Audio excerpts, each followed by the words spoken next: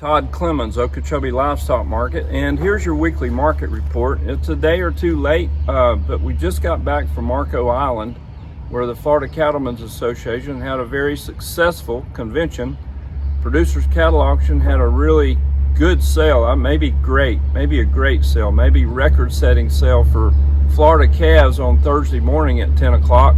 You can go to producerscattleauction.com to check out the results of that sale. They should be posted by later on today or tomorrow, but we had a lot of buyer participation.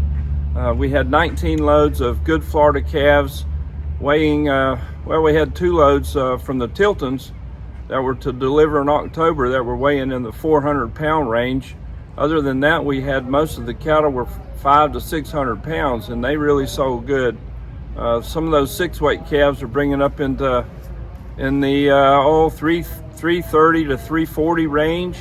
We had some 5-weight calves. I thought maybe they were going to bring $4, but they didn't quite get there. That was one of the things we talked about earlier. 500-pound calves bringing $100 or $4 a pound. We got really close to that. Also, the boxed beef prices, if you look at that, they were up this week to record highs. Boxed beef prices are up to over $3.95.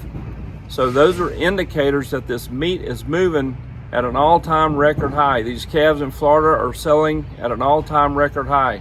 Why is that? There's not many of them out there. Numbers may say, and feed reports, cattle on feed reports may indicate that there's still a lot of cattle. Their current feed yards are maybe full, but that's going to start changing. This herd is down, numbers are down, and these buyers are looking for calves. When you see an auction like we had there Thursday morning, and a lot of new buyers, people calling, asking about these calves down here in Florida, that's a good indicator. So they kind of sell themselves.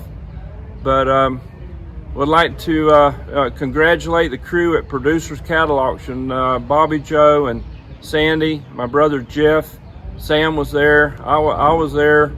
Audra was manning the home front in Okeechobee, but I don't want to leave anybody out. But yeah, everybody was somewhere. Matt and Robert were around. They weren't at the convention, but they were on the phone with buyers or helping out in other ways. But it takes a few people to pull this off, but it went off without a hitch. And remote sales like that are a little bit of a challenge.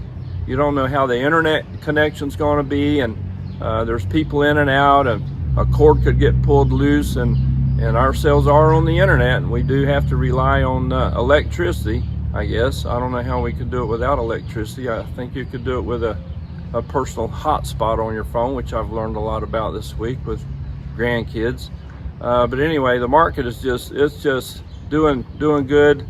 The sales here Monday and Tuesday, we had a lot of cattle on Monday.